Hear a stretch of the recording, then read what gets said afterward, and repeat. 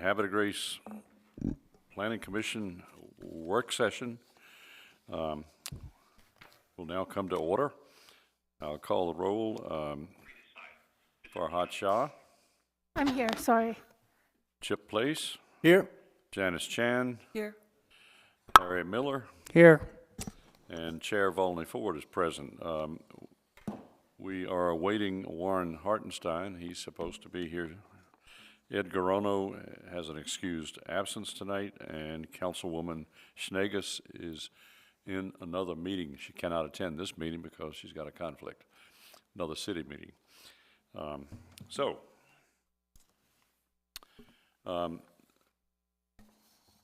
We are dealing with the comprehensive plan, of course. We're working on it section by section. And for tonight, we have prepared for us information for the economic development portion of our comprehensive plan. And I guess we would want to just start out with your presentation, or do you want to start out with us discussing these items? I think it's helpful probably just go straight into the presentation, and Okay. then we can look at those after the fact or weave them into any goals and actions in the future. You don't have to react to those tonight. What I passed out were EDAB comments. We did a presentation last year in January and got comments, formal comments from them in February. So that's just for your information, and we'll be looking at weaving that into the chapter. Okay, for the audience, this is Diane Clare, and she's with the City of Havre de Grace in the Planning Department. Great. Go ahead, please. Thank you. Welcome to our comprehensive plan workshop. This actually will be the last chapter presentation, so very interesting. It's our last chapter, not because it's not important.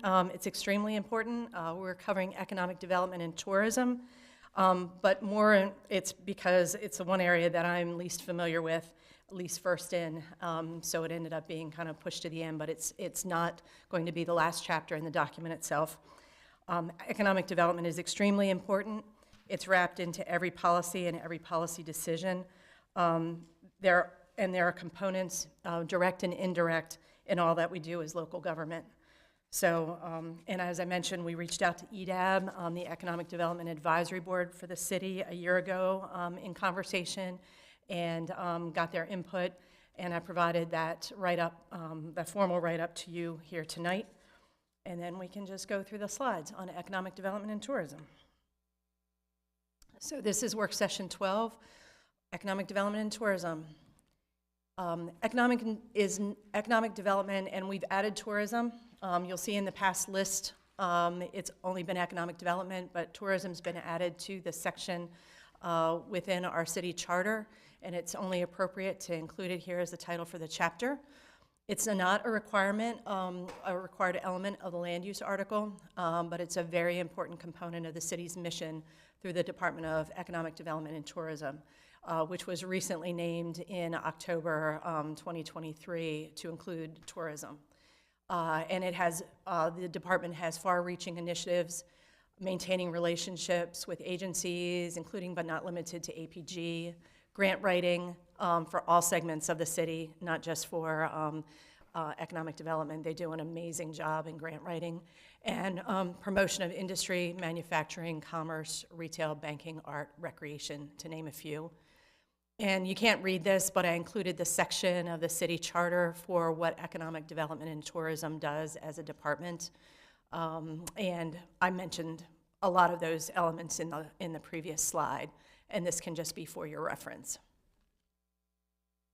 Here we are tonight. All the blue arrows that are in light blue are presentations and chapters that are on the city's website, and tonight we're covering economic development and tourism as the last chapter to build the body of that chapter.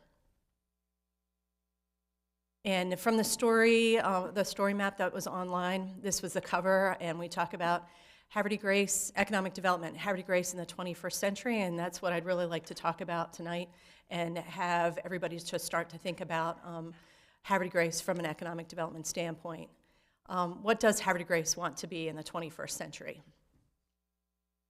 And to start with, what is economic development?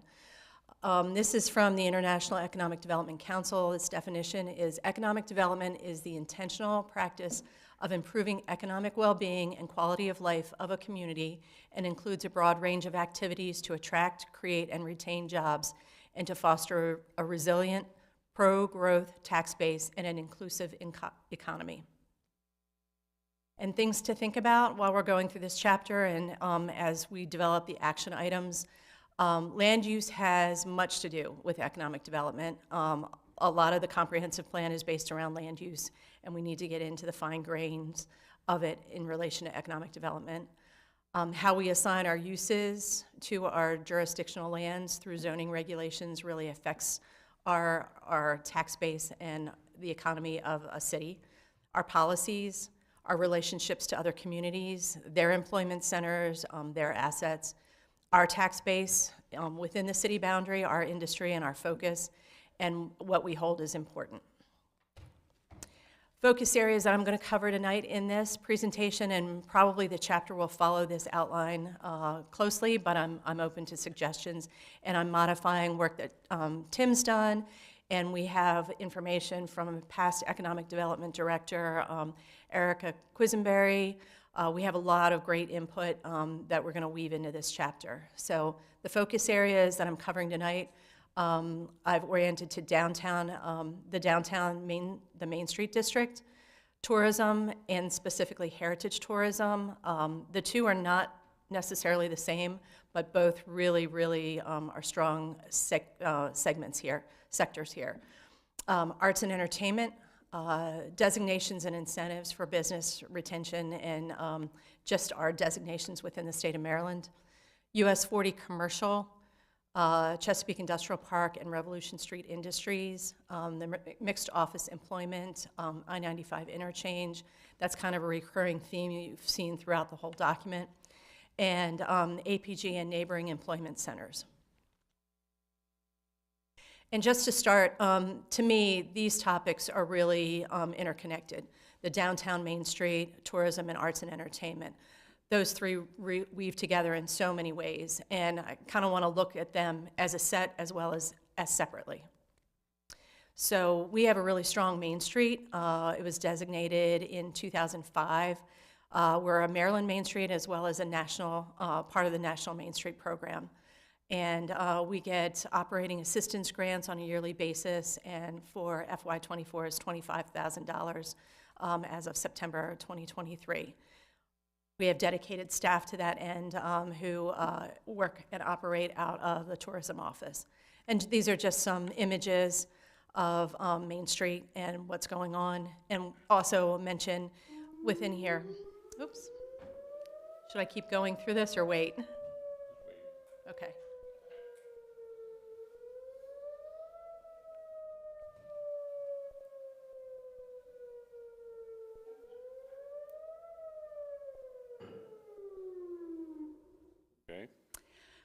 The caption at the bottom, this was actually pulled from this story map as far as the city's historic downtown is an authentic center of community festivals and commercial activity. And we are working to enhance that to further major infrastructure projects. And it talks about the tool design activities. That's not economic development, but it's certainly the sort of the backdrop for downtown enhancements.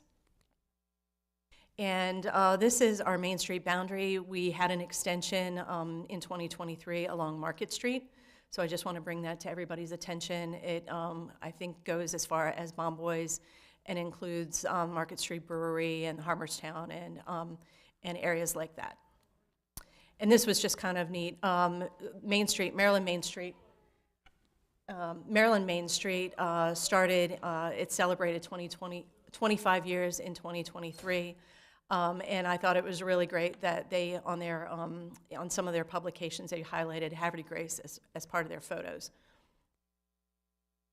And tourism and heritage tourism, just a couple of images of our visitor center.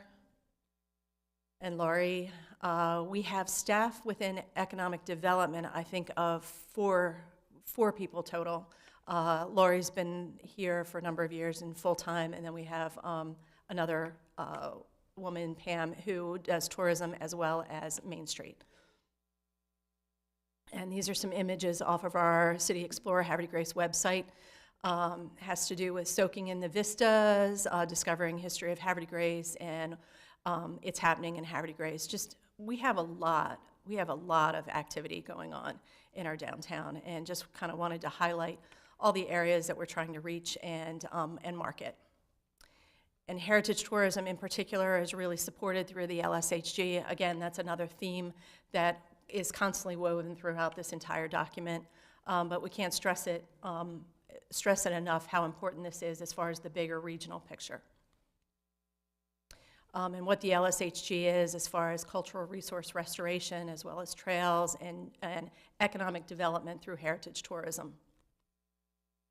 And it's not just local, it's regional and national. We have the 3 national historic trails that touch down here, the Captain John Smith, the Star Spangled Banner, and the Washington Rochambeau, as well as national efforts with the September 11th National Memorial Trail and East Coast Greenway. And just more images, the Washington Rochambeau route that's being developed currently for the America 250, which will be coming up in 2026, and we're along the Colonial Highway. So this affects us as far as the route from Newport and New York down to Yorktown. Troops pass through here. And then we also have a direct location adjacent to the future Oakington Peninsula Park System, which will be an amazing feature to this area. It includes Swan Harbor Farm has been open to the public for I don't know how many years now, but they've added Bellevue Farm and Millard Tidings are all connected. So there are over 1,400 acres of protected lands and 2.5 miles of shoreline. And we sit directly adjacent to it and are connected through the Clark Road Trail through the industrial park.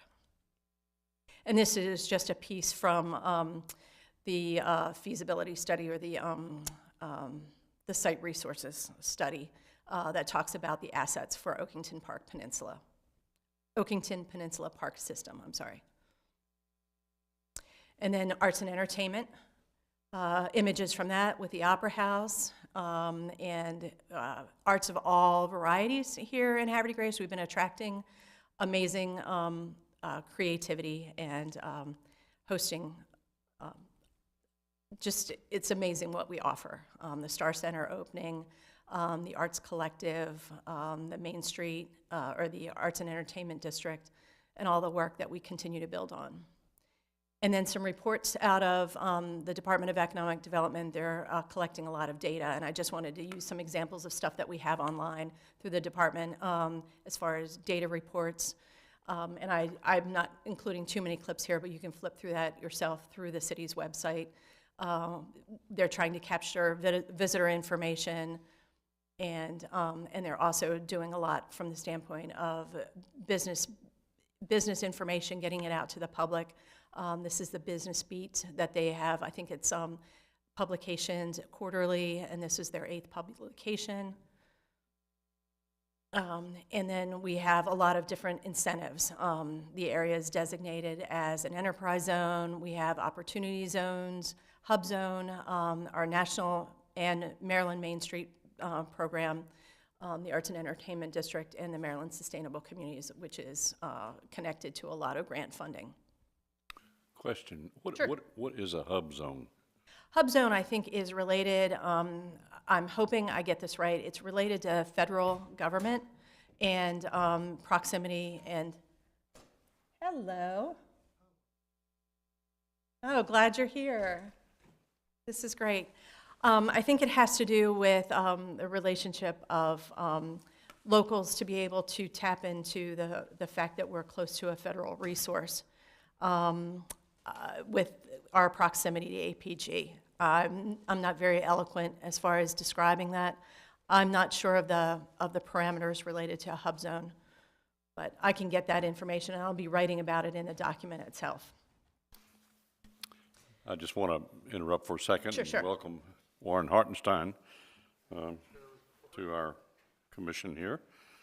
And so that brings us to way more than a quorum. That's good. Thank you. Go ahead.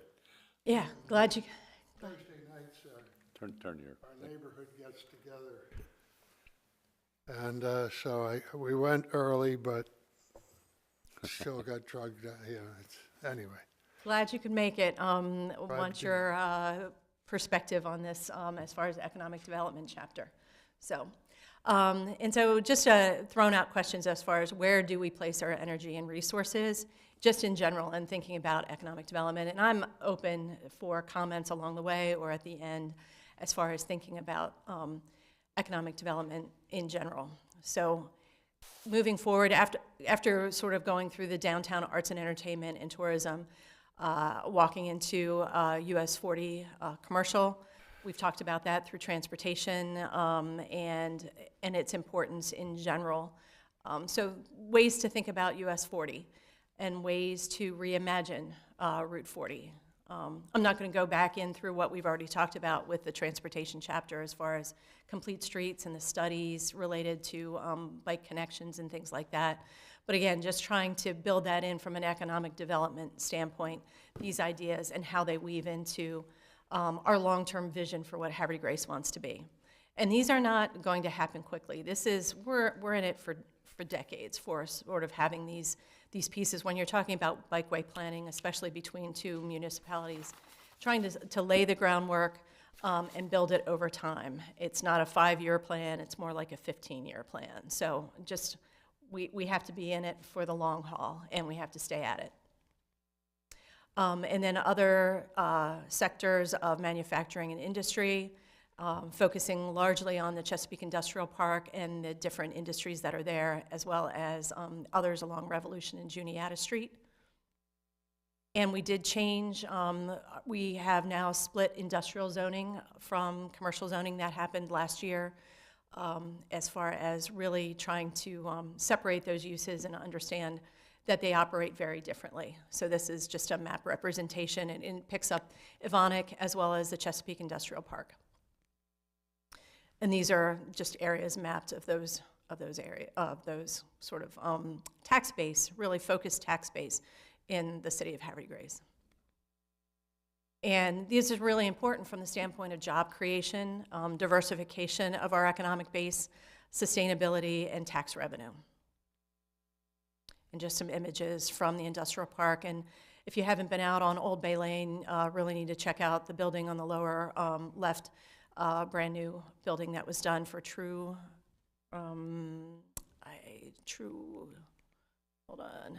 Roots. I think it's related to Smuckers and as far as drink and food supplier. And I'm not going to spend a whole lot of time on the National Guard complex, but it's within the Chesapeake Industrial Park, and it's a huge site that's been redeveloped. There's an enormous lead silver facility that's 53,000 square feet, the Havre de Grace Readiness Center. I think it opened in 2018. There's been a lot of investment by the state of Maryland in this site. And now there's also, shows the groundbreaking for a combined support maintenance shop. It's a $35.5 million project that's going on out there. So it can't be ignored. These are not part of our tax base or our employment base, but it's a big feature out there. Very important. Can I ask you a question real quick? Sure. Is the National Guard going to go away? Is that No, they're going to stay? Oh no, this amount of reinvestment is huge for Okay. Havre de Grace. And I can't imagine that it would with that. I mean, Maryland General Services spending this much money out here. And then getting into the mixed office employment, the MOE, coming back around. We've talked about it in the land use plan section and the municipal growth element, but also want to weave it in here as far as economic development. It's the undeveloped land near the interchange. It's a gateway to 95, and the zoning designation may be subject to change, and we want to think about that and what it might be and how that might factor in as a gateway. And I include the purpose language of the Mixed Office Employment Center here. Can't read it really well, but you can look at it online. But it really focuses on developing economic tax base and employment opportunities through encouraging a campus-like development that is a compatible mixture of employment, office, commercial, and recreational, and civic and cultural uses. So it really is heavy for the economic development and the tax base ideas, and just want to throw that out there as far as what that wants to be in the long term. I have a question. Sure. So you talk about possibly changing the zoning. Who has the authority to do that? That would come through policy through the city, just like with any zoning. It would come through. It's relatively easy for the city to change the zoning as long as it's not affecting property that's already developed. You know, it's when you go change zoning on somebody that already exists, it can cause problems. So because it's empty, it Because could be it's just empty. a resolution in the council is, Well, they would have to go through the normal Yeah. procedure. City of- council zoning change, it would come through planning commission, I believe. and Yeah, then and come to city us council. and come for comment and everything else. It'd be like, but it's not us, it's the council. Yes. the decision is the council's decision. Right, okay. Correct. That's all I wanted to. Yeah, and there's been a lot of discussion. I mean, this is a lot of discussion probably since it was created as far as whether this is effective.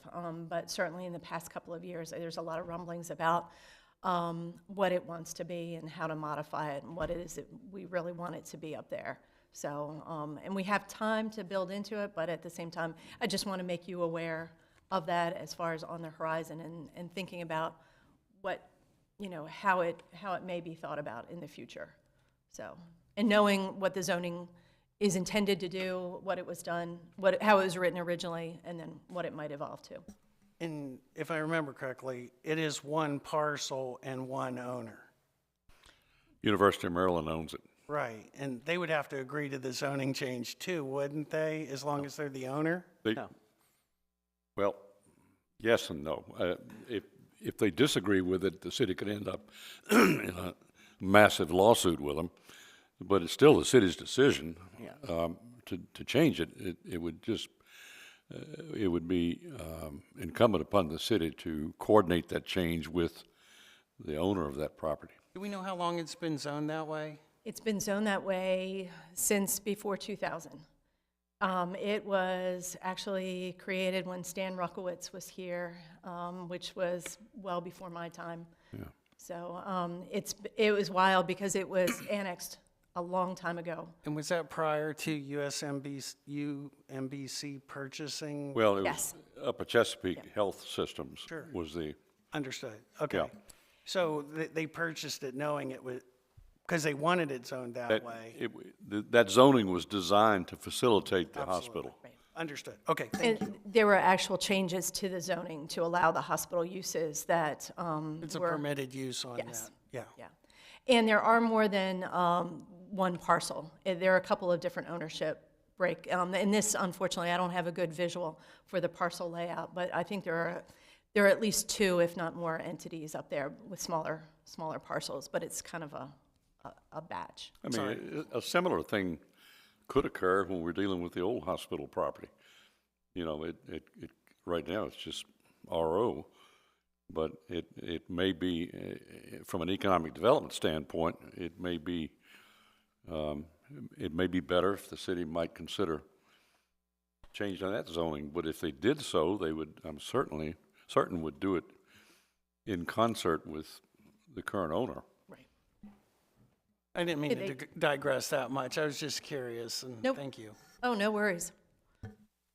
And this is a visual of them, but again, you can't see the parcel layout, unfortunately, that's just the city boundary. And then want to go in lastly as far as our proximity to Aberdeen Proving Ground, which is amazing. It's only 5 miles away. More than 21,000 military, civilian, and contractor employees out there. It's been a site DOD presence out there since 1917. It's Harford County's largest employers, and it's also one of the largest employers in the state of Maryland, over 72,000 acres. And, you know, we really receive a lot. We end up having a lot of people living here as a result of that base being in such close proximity. So just a couple of images as far as APG goes. And then the Army Alliance, I just wanted to use this image because I love the fact that they use images of Havre de Grace from the aerial views to talk about the Army Alliance. I just love the fact that we're featured in their marketing materials. And the Army Alliance, as a relationship to APG, is a nonprofit civic organization advocating for the well-being of the programs, people, and missions of Aberdeen Proving Ground. So just a couple of images there. So anyway, that's wrapping up my presentation tonight.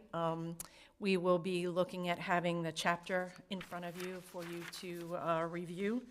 And love to have you send any goals and actions my way as far as thinking about weaving those in. Looking at what was sent by EDAB, I have a copy of EDAB report. Were you there when we presented to EDAB, Warren? This was like a year ago. Yeah. Yeah. And EDAB meeting was yesterday, but my son had a surgery, so I missed it. But it's the third Wednesday, so it will be. I do have some comments on if these are, I'm not always exactly identical to the Economic Development Advisory Board. No, that's fair. But on bullet point 1, housing doesn't drive economic development. Markets, infrastructure, and proximity to customer base drive economic development. Glad you're here. I'm sorry? I'm glad you're here. Okay. Well, you know, when I moved my company here from Stamford, Connecticut, I looked at the Port of Baltimore. I looked at heavy customer base in Philadelphia. I looked at PWI and how it serviced my market area. And that was, you know, those were the considerations that we made, and those were primary. Yes, workforce, education, you know, all of those things are, you know, were important, and certainly Harford County at that time had a person who facilitated employee searches who worked for the county executive, which was very, very helpful and very attractive. But in any case, that's one. Another bullet point, going back, second page, fourth from the bottom, promote water activities. I would point out that we have 3 cities and 2 counties that are adjacent to that water, and an opportunity to cooperate and you know, combine resources to optimize those features, you know, economically. It doesn't have to just, it's not a Havre de Grace thing alone. The underdeveloped properties like the junkyard is on county, is in the county, it's not in the city. When we were doing the beautification of Revolution, I learned that in spades. Are you referring to up on Route 40? I'm sorry? You're talking about up on Route 40, right? Yeah, well, it's on between Revolution. The junkyard. Oh, you mean the one that has a sign There are out where you 2. buy cars? What junkyard are you oh, you talking about the recycle On yard? Revolution, the recycling. Oh, the recycling yard, okay. Both of those 2 properties, which commonly Havre de Grace says, gosh, those are eyesores inside the city, but both of them are in the county, not in the city, and the city has essentially no say, except we went to them and said, if we wanted to plant trees in your property, would you allow us to do that? And they did. So we did a little beautification. On the final point, I can't even read my own chicken scratch here. Recreational activity from, one of the models that I think that we you look at what,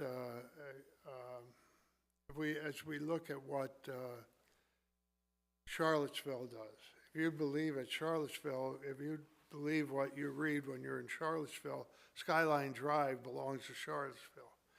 They just incorporate everything, all the wineries, all the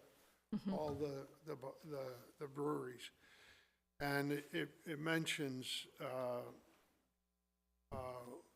Wolf Lodge and Whipkin Stadium, but also, I mean, we can think as far away as Dover. I mean, we've got a very diverse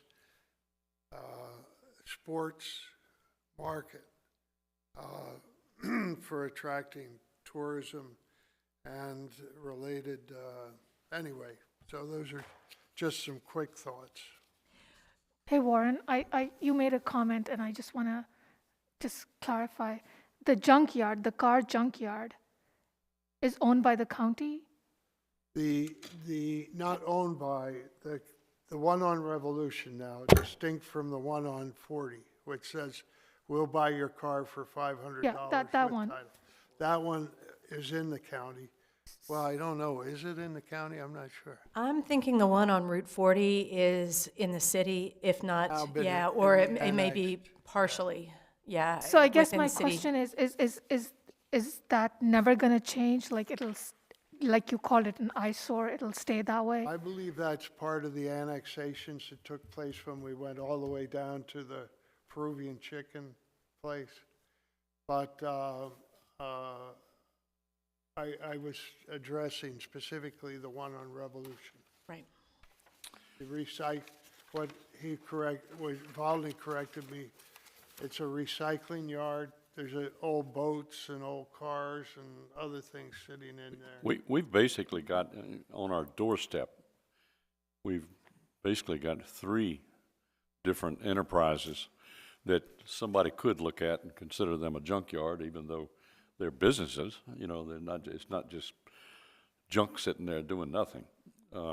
One, of course, is that very long and stretched out automobile graveyard, and that, according to this map, that thing is entirely in the county, and it butts right up to the shopping center right there. I think it's virtually entirely in the county along Route 40. Across the street from that is what looks like a construction equipment graveyard, and that's a company, but they've apparently have decided to keep every piece of equipment they ever bought in the last 80 years, and it's got it stored there, and it never moves, you know. So I don't know the status of that, but it is not attractive, and it's a significant piece of land. I think that's what I was going to say. Since I've moved here, Yeah. I've been trying to ask people who owns those areas. So, and then the recycling operation is, I mean, recycling is an important business, and if you're going to recycle, particularly metals, you got to have a place that looks like that. You know, it's not any way to get around it, except to put it somewhere further away from the city. But then they start to lose their customer base if they try to hide themselves. Yeah, metal recycling's locally dependent, yeah. Yeah, and so I think the city's move to encourage beautification was a good one. But those 3 enterprises, particularly the ones on Route 40, do occupy a lot of frontage on the highway. And then we've got a lot of other frontage on the highway that's just not developed at all. And as you come right into Havre, and even from Lewis Lane towards the river, there's still some stuff in there that's not fully developed, or it's poorly developed. Let's put it that way. Because and just again, this is just a comment. It's when you leave my house, it seems like one side of Route 40 is very modern, very developed, all sorts of shops, cafes, you know what, and the other side is a complete junkyard. Sorry for using that word over and over again. But you know, because we're talking about the city and the Yeah. development and attraction of tourism, I just think those things just Now, there are some deter people. challenges, and one of the biggest challenges from an economic development standpoint is there's not a whole lot of distance from Route 40 to the railroad tracks.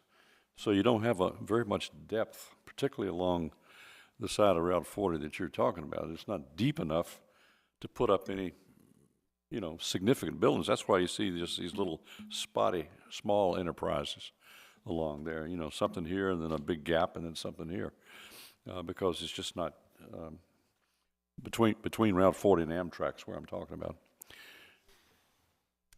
Yeah. And, Last and point, water and sewer. Diane. Go ahead. There was a study done by the previous Director of Economic Development of the economic activity relative to APG by just the everyday businesses in Havre, selling paper, and I mean, it was $100 million over a period of, I think, a reasonable period of time, less than a decade. But it was an impressive study, and it Interesting. enumerated business by business, number by number, Wow. the dollar of income. Of course, now we have a much larger industrial base related to APG with the businesses that have come up on Revolution, and there's a couple of Old Bay. significant businesses that are now moved into the city, which was not a priority for the city for a long, long time, even looking at APG. It was just dismissed. Right. But at any rate, but there was a summary done, and it would be worthwhile getting and if you can't get your hands on it, I'm sure I still have it. That'd be great. I would love information like that, because to me, it's very, very good to understand the basic information as far as the flow of resources. Question for you, going back, your initial question took me by surprise as far as housing doesn't drive economic development activity, and you named 3 things that did. Can you recite those again? Otherwise, I'll have to go back to the video. What drives it is your market. Okay, housing, if you're grocery store or drugstore, you might say housing drives it, but in general, your Evonik doesn't look at housing. Right. Not even Schmuckers looks at housing. So it's the market, the infrastructure, the ability to get to market, port, Interstate 95, blah, blah, blah. And then the market, the proximity to your proximity to your customers, and the infrastructure, the ability to have. It would be safe to say, I would think, that housing drives retail, but I think it would also be safe to say that other commercial and industrial drives housing. If that stuff comes in here, they need a place to live, people that work there. Right. So it depends on which We've gained a lot which one you're talking about. of housing. But it would be safe to say that retail, shopping center, the grocery stores and all those, I'm sure housing drives that. Yeah. No, but I thought that was interesting, just as far as that being on the EDAB list right up front, and then have that, I made a caveat in the beginning that this isn't my forte, so I'm very interested in getting language to drop in here and thinking about it differently. I don't come by this naturally. Based on experience, I can tell you that what happened is you had some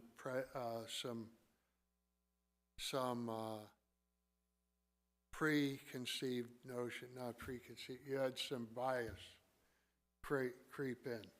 You mean as far as this, with this list Some of? of the points you have, yes. Yeah, this was just, I wanted to bring this to everybody's attention because it was supplied through EDAB, so I was very happy to have this as a point of conversation. But definitely, Now, our arts and part of the entertainment, conversation. our downtown it seems to me, is attracting people from the entire region. I mean, a large region. We talk to virtually everybody that comes into our art gallery, Riverview Gallery there. And most of the people that come in there to browse and to purchase art, they're not local Havre-de-Gracians. Yeah, I'm sure.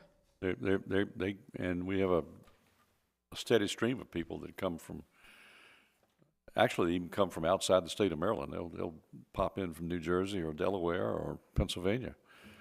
And because we always make a point to ask them When where are they Warren- from. I'm sorry. Yeah. When Warren was talking about the one about the sports and stretching it out to Dover, I think that's a really good point because, and what Volney was just saying about the people, we have the Conowingo Dam, which is actually like an eagle sanctuary. It attracts people from Canada, from Europe, because the photography up there is fantastic. And I follow about 4 or 5 eagle sites, and it's amazing how many people are coming here and looking for places to stay and where to eat, and they talk about this stuff on the sites a lot. And I'm talking probably 7,000 or 8,000 just on the sites that I'm watching. And so when that's also sporting, you know, it's a sporting kind of a thing with your camera, you know. But I mean, it's wider than just the little sporting events like Aberdeen or Ripken Stadium. So I think we have to go north as well as going towards Dover and maybe down towards White Marsh or Annapolis or something when we start putting in stuff about our sporting things that we can be attracting people. There's a lot of people that come here from all over. And our marinas pull people from way up in Pennsylvania yeah. and New Jersey and Delaware, because we are the gateway to the Chesapeake Bay for everybody that's north of us. I mean, Havre-de-Grace itself is the gateway to the Chesapeake Bay. Unfortunately, we don't have the sailing schools that we've never, while we have a city-owned marina that competes, sorry, this is a bit of a bias coming in here. That's right.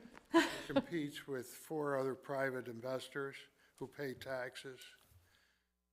It doesn't look at the city and say, these are things we should be doing or could be doing to enhance the economic base of the city.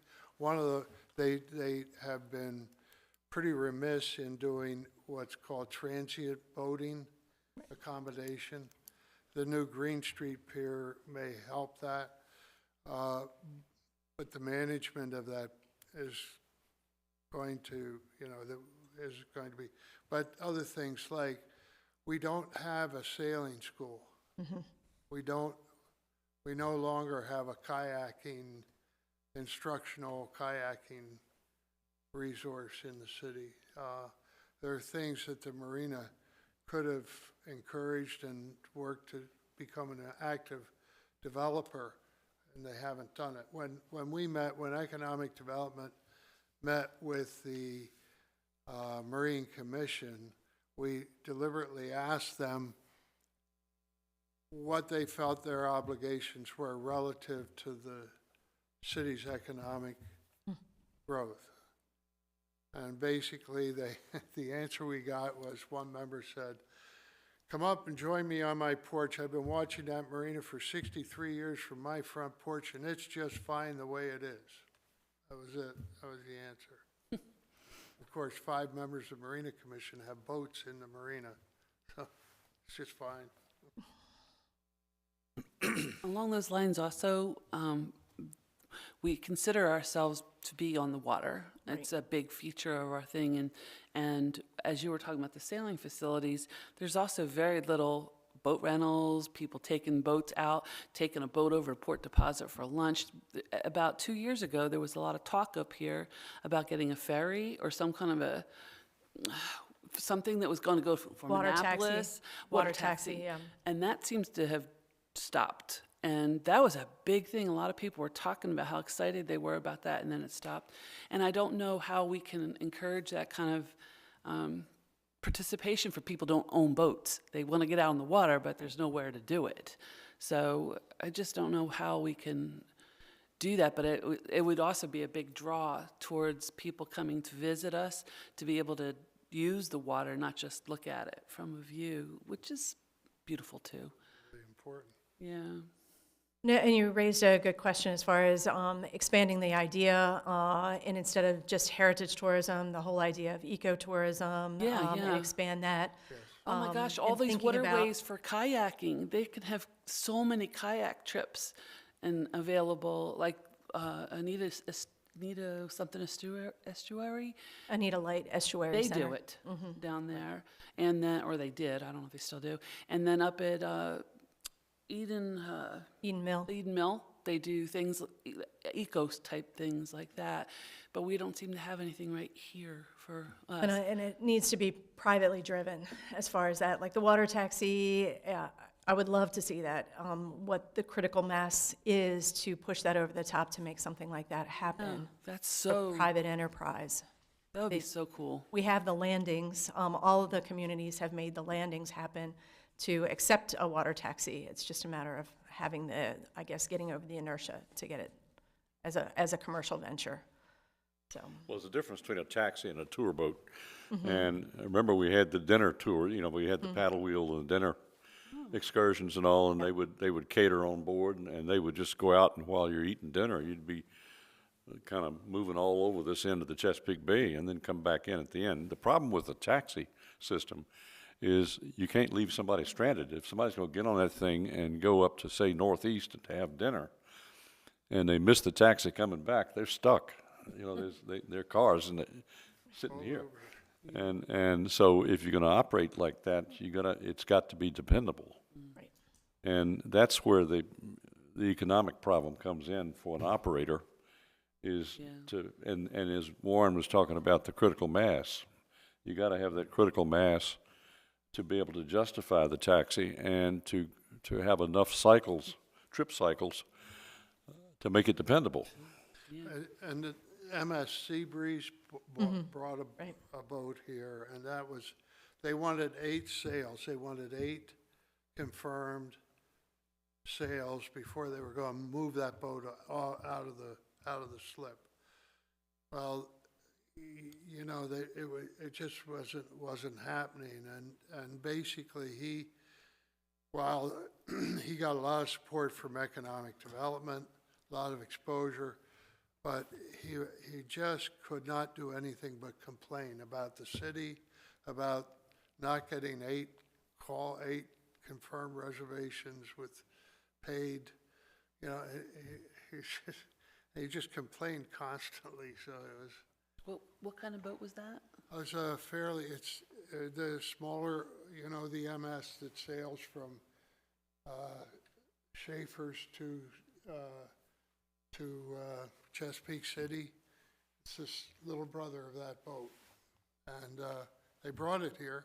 It was docked off of Alliance, at the end of Alliance. But it was really just I think everybody put as much into it as they could. It had a bar on board. It had, they could accommodate. They could do. Had any of you ever gone on a trip on that? No. How long ago was that? Just stopped this year. It's first year it's not been there, right? I mean, it was last year. And how about that boat that you were talking about? Well, we used to go out on those dinner cruises. I think it was back in the 90s when we did that, or early 2000s. And that was pretty cool because you would come on board and it would be full up with people. And it would be dinner. It'd be, it had a bar, it had dinner, and you'd be out on the water for about, a good 3 hours. That sounds nice. And they would just slowly work their way down and then up the northeast leg, up the river, and then they'd go up our river, up around the island, and come back down. And so they just had this little route that they did, and you got to see something different the whole time. Yeah. And you're sitting inside, comfortable at a dining room table, and you're looking out this big picture window, and you're looking at Sounds beautiful. everything that's going by. Yeah, it wasn't. Make it happen, Diane. And you get a different vantage point of the terrain and everything. 'Cause That's you- what I'm talking yeah, about. It's so yeah. beautiful out there. Yeah. All we can see is our same thing all the time Right, unless you're right. out there. But we've certainly got the right setting. Yeah. It's just we got to have the right market. I did talk to the owner of my yoga class is, Yoga 723 down there, the end of, was it Ontario and the big marina down there. Okay, yep. I forgot what his name is, Steve or Jim or something like that. Anyway, he did say that he's trying to get a 6-man. No, he can only go up to 6 people on his boat, but he wants to get something bigger. But there's a lot of hoops that he's got to go through to do that legally in order to carry other people on the boat more than 6 or something like that. Yeah, you have to have a captain's license, and you have to go through the real ringer with the Coast Guard. Yeah. You know, everything about that He boat. did mention the Coast Guard. Yeah, because they're going to inspect that boat from the bottom to top. Yeah. And it's expensive. 1-800 Joey Jobs, right? Huh? Yeah, Anyway, Right. I did my part. But we have that infrastructure, and we have Joey Jobs, we have Captain Robert Jobs, we have several captains who are qualified to do those things, and in fact sail out of the marina. But we don't, they're out there crabbing, or they take out hunters. And I do think, since the city's, in my own opinion, the city's invested in the marina, right? There's the marina. So we're in the water business. Then the city has a leverage point to be able, when I learned to sail, we came down from Penn State to Annapolis and took a sailing lesson in Sunfish. That could be Havre de Grace, but we're in the business, and we ought to look at what we as a city can do to more fully leverage that business, to see what can be. What happened with the riverboat, the dinner cruises, was the boat eventually it failed inspection. yep. Wasn't approved thing, but It's sad. Had some hull problems, I believe, didn't it?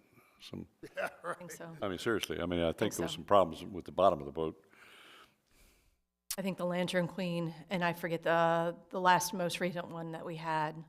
I think the Lantern Queen, though, was definitely a hull issue. Yeah. So is the one operating out of Pencil's Yard in the north end, there is a sign there that says dinner, and you can order dinners to pick up or dinners to cruise or something. I can't speak to that. Yeah. I don't know. Why don't we switch back to the commercial industrial side of economic development? And we don't have any more land of any size to turn into an industrial park, correct? I mean, it's just nothing. Well, There's nothing out there. Bonnie, what my feeling about that is, Cannegeezer, we didn't need, we were not a warehouse like Aberdeen. Mhm. And that's not going to happen on the narrow That's land right. masses. Yes, that's a limitation. But on the other hand, for smaller businesses, and I look seriously at Chesapeake Industrial Park, and in fact, that's where I was going to move my business. But for smaller businesses like mine, those lots would be developable, to handle a 10 to 15,000 square foot building that's, Mm-hmm. bringing in equipment, shipping out equipment, et cetera, the way I was. So, really, the only places that we have left to develop without jumping 95 is along Route 40 itself. Is that correct? Pretty much? Existing, yes, that's correct, yes. And we're limited there by, sooner or later, we'll butt into Aberdeen city limits, or they will butt into us, right? Well, we have a pretty good cooperating relationship with them. So that pretty much, and I can't see any additional industrial going on in the heart of the city, where the one place is right, Evonik is right now. I mean, that's it. We got them sort of boxed in with other zoning. And the city doesn't want to see anything industrial up on the Barker or on the hill. Right. The MOE, were you here as far as discussion about the MOE as to be Forget determined as far No, as I- that goes? The MOE is a dream that'll never come true. I mean, it's an impossibility. You have a 26% vacancy rate in the county of office space. So you're going to build office space? No, that's why it's being looked at for other thinking, You'll but. never find right, an investor right. that'll. Right. No. Diane, I have a few questions. Sure. First, thanks for your presentation. Is this available online It now? will be. It will be. It will be. And I'll make this available before we have the full chapter, just so that it's there and can be referenced. Okay, and Generally, I try to have them launch at the same time, but this one will be, the chapter will happen later. Okay, and Tim's presentation on housing last week, is that available online yet? or- Not yet. No. And same reason, we haven't published the housing chapter, but I think we'll post all of those. And ideally, we'll be getting you the housing chapter, hopefully by the end of next week. Okay. Jimmy, can you hear me all right, or? Yes. Yeah.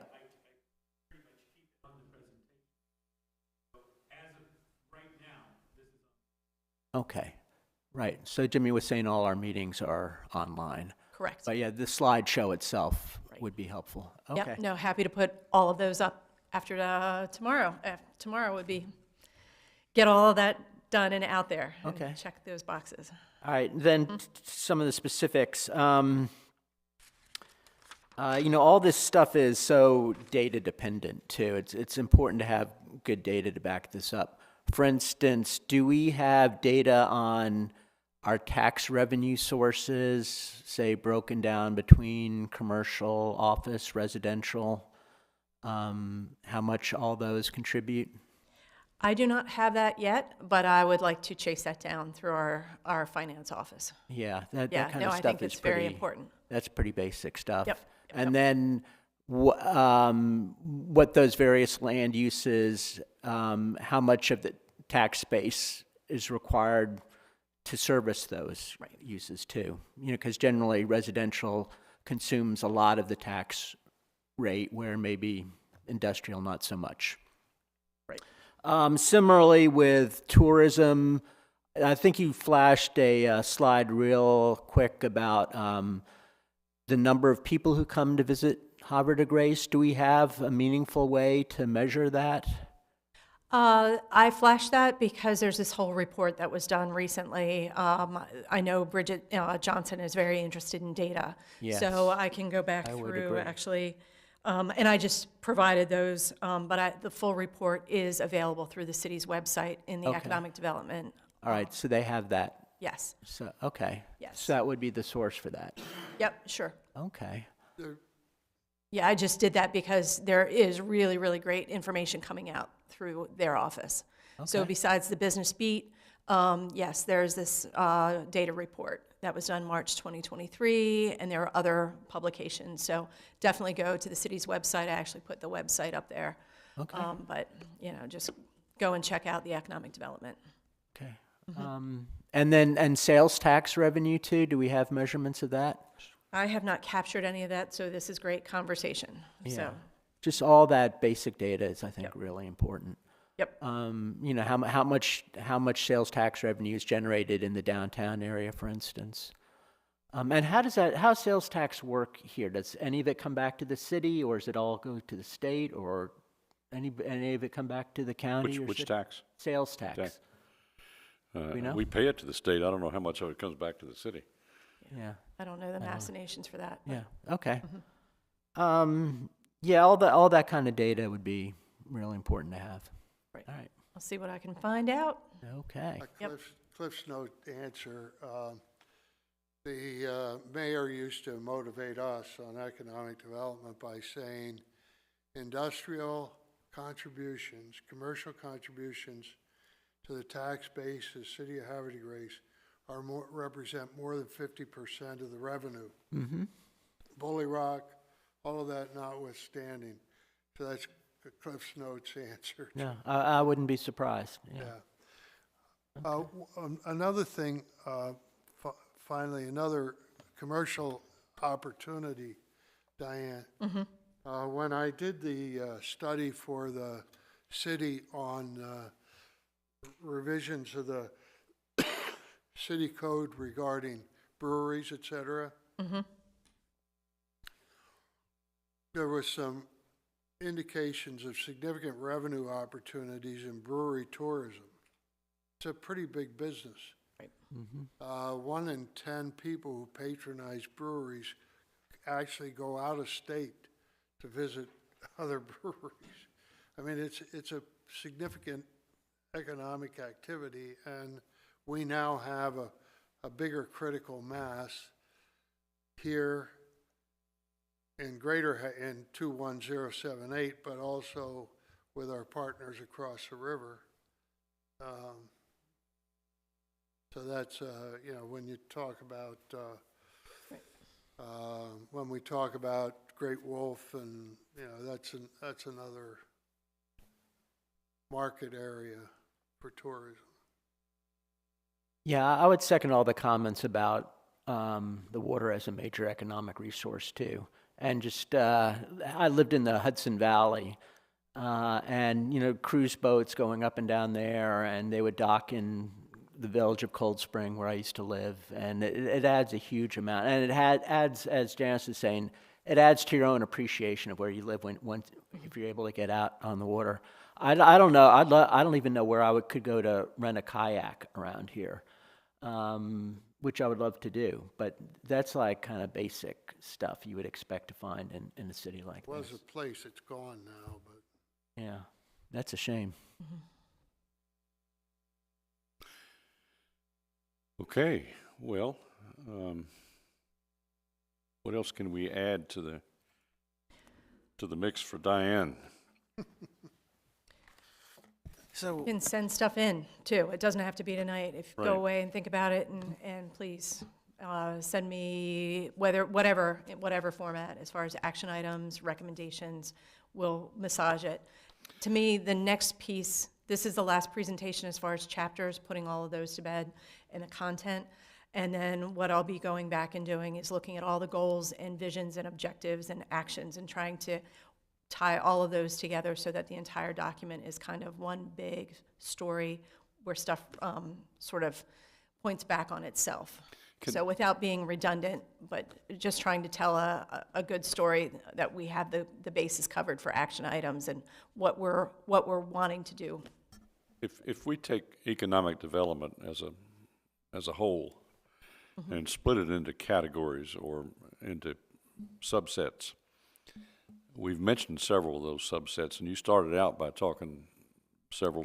Can we go back and just reiterate those subsets, starting with industrial at Sure. the top? I guess you'd go from industrial, then you would go commercial that's not directly supporting the citizens of Havre de Grace.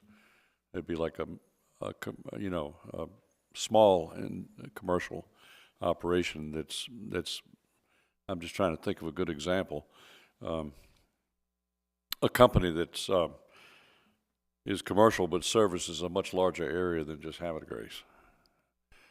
I don't know how you would describe that, but basically, and then you would go commercial that's geared more towards supporting the city itself, the citizens of the city of Havre de Grace, such as grocery stores and drugstores and shopping centers and stuff like that. And that would be the type of commercial that's geared towards the people here.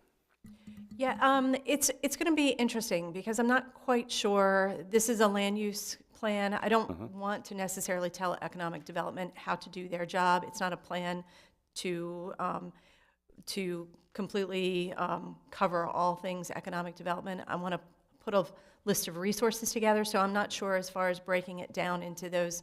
I did it more kind of geographic to a degree, and I definitely want to put a list of resources and business resources in general, as far as what is available.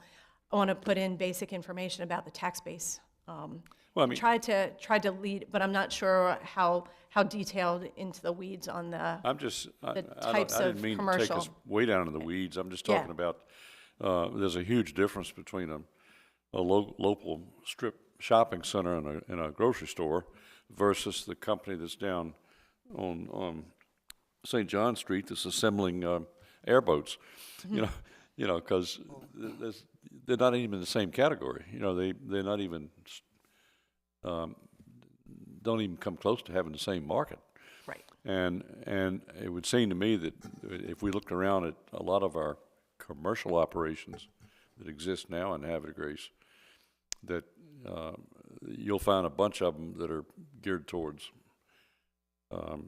people that are not just in Havre de Grace. They're all over the place. Whereas very few people are going to come from very far to shop in the local grocery store. Yes. So I got a quick comment, and this might be for Diane and Warren.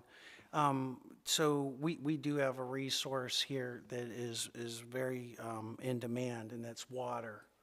And I'm not talking about boat trips now. So I think there was a focus for a while for economic development and stuff like that to attract businesses that used large volumes of water.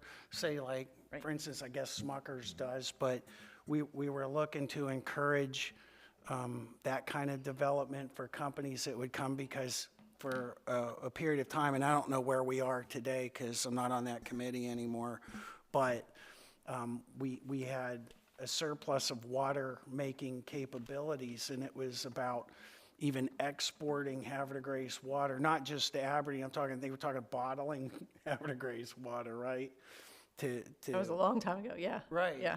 So where are we with, are we still trying to target businesses that are large water consumers? Is that something that we still? Well, one of the discussions for up on the hill has been a farm. What do you call a computer farm? Oh, A Bitcoin. data farm, yeah. Very large data farm, boy. very large consumer of water. If you go and look at the label of any Weiss or any of the local markets, and you pick up a bottle of water, it says spring water, it'll say it comes from Tower City, Pennsylvania. That's my hometown. And, it amazes me that, from the coal regions, we're, bottling that stuff. But at any rate, it's, natural streams, that kind of thing. But I don't know of any discussions in that area that we've had other than the suggestion that Ed made at a meeting about one of the considerations that would work for the MOE zoning would be, because they don't want a 70-foot sign that says Cracker Barrel.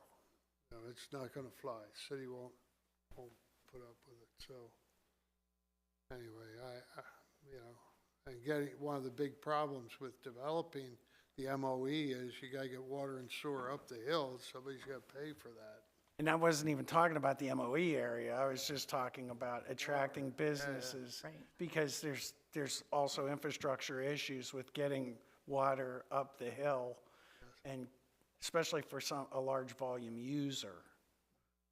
So I just wondered if that was still part of the I don't know initiative. if that's on people's radar screen to specifically go out and reach for large water users.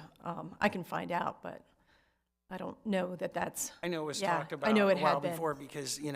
and that helps our various funds. Right. And I know certainly with the sale of water to Aberdeen is part of that. Well, that was trying- huge. Yeah.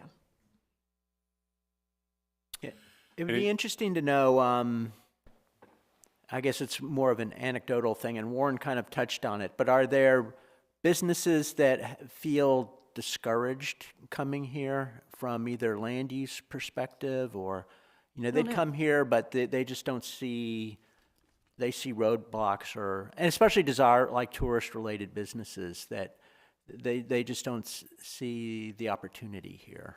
That's a good question. I don't know. That might be a tourism or a economic development and tourism question, but I think would be great to understand and find out what the dynamic is.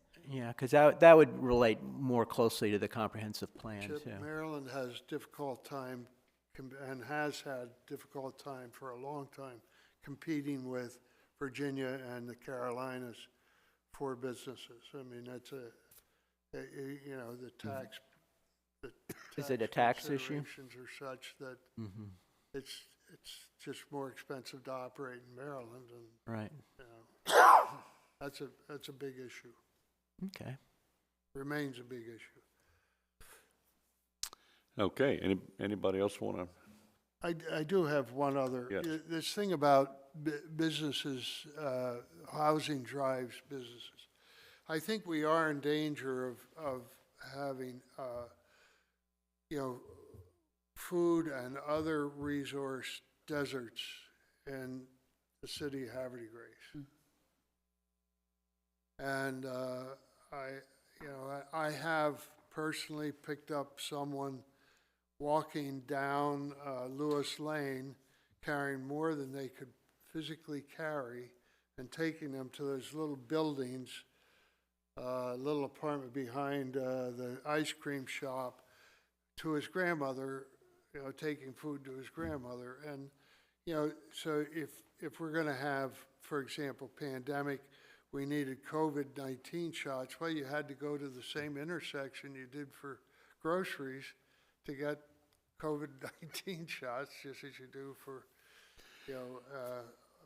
other inoculations or, your medication. And as we age as a city, those resources become more and more important. And I don't mean to diminish the housing-driven businesses. God knows I think we need them, and we need more of them. And it's a shame we've lost those one center city that we have. Even Lyon has moved out, out to the periphery now. It's going to be interesting to see what those poor folks do when the Lewis Lane Bridge is torn out, when they cannot walk from that whole side of Havre de Grace. That's what we were talking about earlier before the meeting started, was the Amtrak efforts that are going to disrupt things here for a long. It's a tremendous distance to the next two crossings. And I don't know how pedestrians are going to make it. I know we're getting off topic talking about stuff like that, but essentially all the sources are on one side of the tracks and all the people are on the other side of the tracks. It's a challenge. I think. Yep. Quality of life. It's an economic development issue that cannot be separated from quality of life. I kind of feel, I'm sorry, I just have one tiny comment, and again, I think Warren would relate to that. That when we get out of Bully Rock, that Smalley Bridge, where you practically have to wait your turn before you can pass either way, so you don't hit anybody else while you're driving one way or the other. I really think, maybe not now, but I really think in the future, that's really, really going to hinder people moving in and what you said, infrastructure and proximity to things, because it's just like a danger zone, But we were told dealing with CSX is hard. But Senator Van Hollen got involved, and he brought CSX to the table and could not develop the conversation with Bob Ward to the point of being able to further develop. Our chairman was very strong on advocating the level crossing. And And we pushed as a commission to make one last stab at it, and they did, and we said, go the political route, and they did. And they and they got Van Hollen to come in and bring CSX to the table. But CSX just was not moving on, you know, and there's, you know, yeah, I agree with you, Farhad. That's a real impediment. That underpass that you referred to with the one-way traffic lights, if you go under that thing on foot and look up, you will see that bridge is that overpass is gonna have to be repaired in the not-too-distant future. Right. I mean, the rebar's rusting and splitting out of it, and all kinds of things are going on. And at some point, CSX will have to replace that bridge. And when that happens, it's going to force them to have a grade crossing.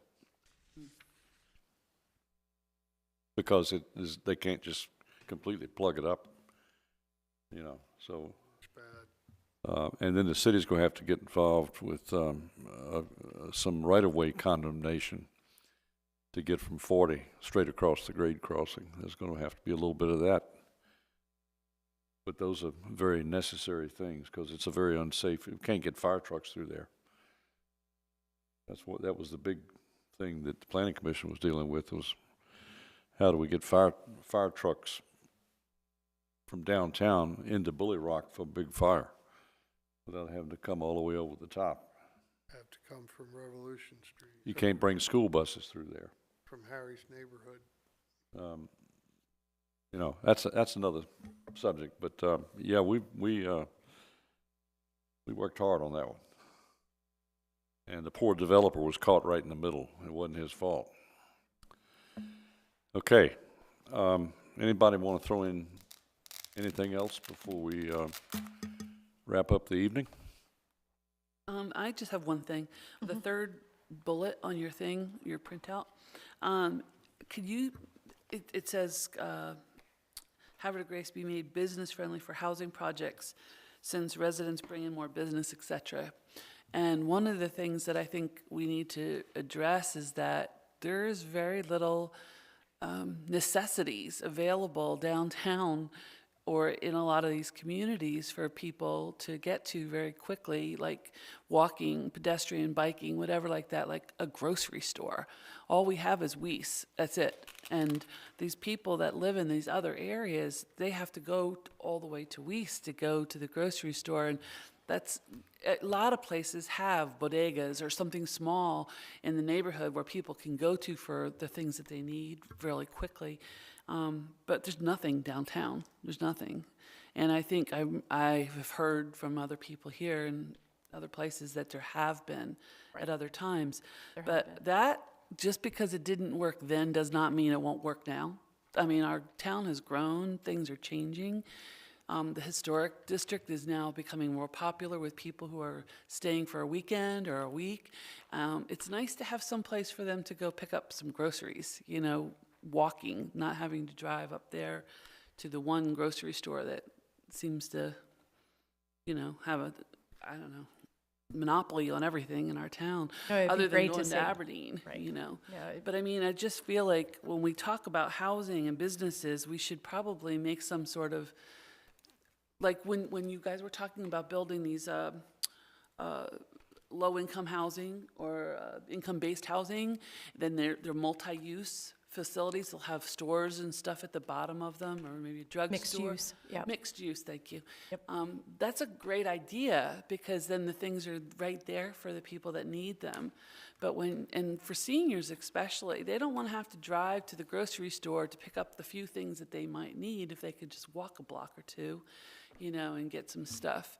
And I'm talking seniors my age, 65, who are still mobile.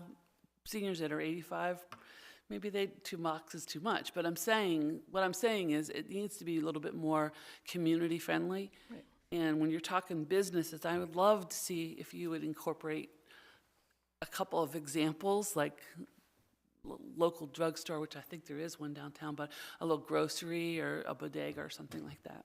That's just really important to me. I think it's important to a small historic downtown to have some place that people can walk to. I agree. Just having the vibrancy of the Yeah, downtown with the all those vibrancy, mixed, yes. yeah, all of those uses, and trying to, how do you make that happen? How Yeah. do you get the energy, cultivate it and have it? Groceries Have are it take a off. 2% net profit business, net profit business. It's so difficult to recruit a grocer to come when the profits are so marginal. And people are gonna drive down the street to Aldi's and Lidl and, and they're price shop, and that's why the margins are so poor in groceries. And I think that's my point. Maybe we can make it more economically pretty to these people to want to come and invest by giving them a tax break or something like that. I mean, we can court them.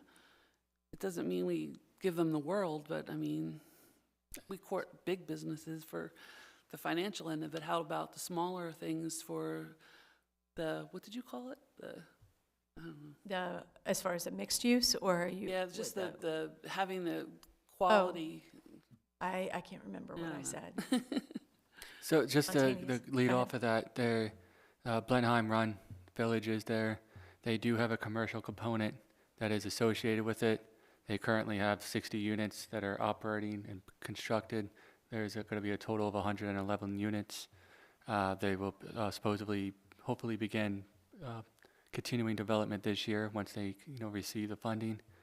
The commercial component, that's part of it. They have a pad site there.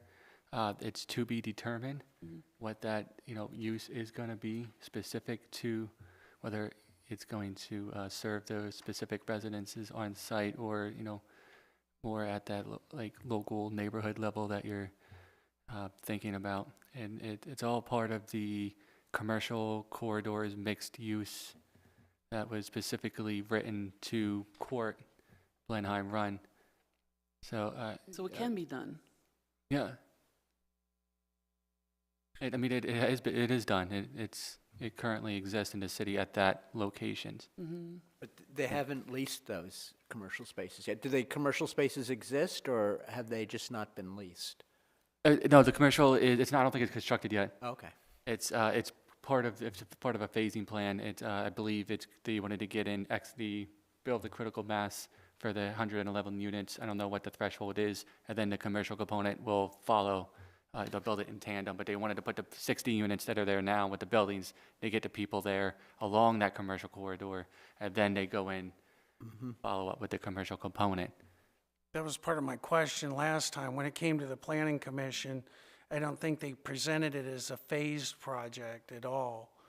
And Well, a lot of that has to do with grant funding, and they're only allowed to get X amount of funding per year, and then they have to wait a year before they can reapply. You can't just sit there and keep applying every year and, pulling out of the same pocket and be the same developer. So there's like a lag time between the developments and the funding. It's really a part of one of the bottlenecks in affordable housing is funding, and then the time frame for that funding and the construction to all has to, come together and line up. So it can be it has to be pretty for the developer, but, the time frame also has to work. yeah, So and I believe you. I don't remember them mentioning that whatsoever, and then pushing off the retail component to, because that was one of the harder parts about getting it through. And we asked that question multiple times, like, what do you envision is going to go in there? How are you going to tailor the space? I mean, they might build a space that is not, you wouldn't want to put your business there for various reasons because it might not fit. So they couldn't answer the questions on what would go there. Conceivably, they can build the space and not get any tenants. yeah, I mean, that's a concern that I'm sure they have. Bless you. I mean, and also the city would say, oh, maybe some uses that are more not as appropriate for that location, or uses that were more take advantage of certain demographics, given the situation that we need to be cautious of. You don't want to, create the conditions for, say concentrated,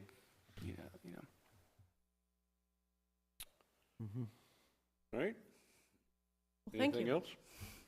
Well, that's everything. I just have some closing remarks. Sir? I have some closing remarks. Yes, sir. Go ahead. overall. So thank you all for your time this evening. The presentations will be uploaded and available, hopefully tomorrow. The YouTube is always available. If you have any questions, we're always available. Email preferably. The next meeting we have in February will be on Monday, the 12th, second Monday. We'll be discussing hopefully the chapters and the housing and demographic and economic data that we will procure. It'll be all ready for you, so then we can have a discussion about, you know, all the economic and housing and data in the city and the comp plan as a whole. So that's for the 12th, hopefully, if everything goes according to the plan. Otherwise, it'll be in March. But right now, we're looking at the 12th. Do you think either one of those commercial projects will be ready for the next meeting? Oh, yeah, those are going on for Thursday, which would be February 15th. We have not heard back anything. I believe they have a week. I think they have a week to respond to us next Thursday, next Friday. Now, this is the convenience store and the car wash. Yeah, 963 and, Yeah. oh no, this is 963 car wash, and it would be, I believe it's Mount Felix, Okay. Mount Felix. I believe. So not Wawa. It's- Wow, yeah, so I don't know if I've relayed this information to you. Wawa postponed from January, the Right. 18th meeting. The next available date that was not tentatively scheduled would have been in April. Possibly we'll meet, if everything goes according to plan and they're able to get everything with the traffic studies completed, we may be able to meet in March or on the second Monday. Okay. But that's that's assuming we have 2 meetings, agenda items to discuss in February. If we don't, then everything gets pushed back. But they are scheduled for April. Like that they are scheduled for that. Okay. So Wawa's in April, February 15th is the date? Fif- Fif- for 15. 15. Yeah, that's the Is the car Thursday. wash? It was 963. Tentatively is 963 Go Car Wash, and I believe it's Mount Felix. And then in March, That would be, Mount Felix would be multifamily housing. multifamily in the townhomes. Yeah. And then we have Lamson, which would be March, That's Sheets. the Thursday in March. That's Sheets. Is that the Sheets store? No, Sheets is not. Sheets hasn't made any. Has not courted us at all yet. So That was just their annexation. Okay. I guess that proposed location for annexation, which did get approved on Monday night. this is all tentative. It's what? Tentative. It's a car wash redux, the one, We sent out. Yeah, the car wash is across from the Wawa, the proposed Wawa, on Lewis. across Ohio Street, yeah. No, Lewis. No, off of, Or whatever, the little street they want to close, yes, Yes, the one behind Weiss. yes. Yeah, What's, where's the Sheets location? the Sheets is going where the Hartford National Bank. Is That it? was the 1619 Pulaski Highway, which I believe is the bank, the recent annexation. Next to the store, Stackett store, the store that Okay. Yeah, I know where you're talking about. Yeah, I'm trying to think what kind of across bank from it was. Revolution, Cecil I Bank. believe. It was originally Cecil Bank, Yeah, it's just beyond the intersection there where Post Road comes in. correct. And we have not received any. Yeah, we have not submittal received at any all on that. applications or any conversation. It's merely an idea at this Okay. point. Okay, anything else? And you've received an application for Mount Felix, have you? No, No. no, they got the Board of Appeals approval back in December, and then they're going to move forward. They have 21 days prior to the date to apply for application to confirm that meeting date. All right. And you'll get that to us. Everything will be made available on the Google Drive ahead of schedule. Good. At the earliest convenience. Good. looking forward to it. Okay. All right, thank Anybody you. else? Gone. Okay, I hear a motion that we adjourn. Second? Thank you very much for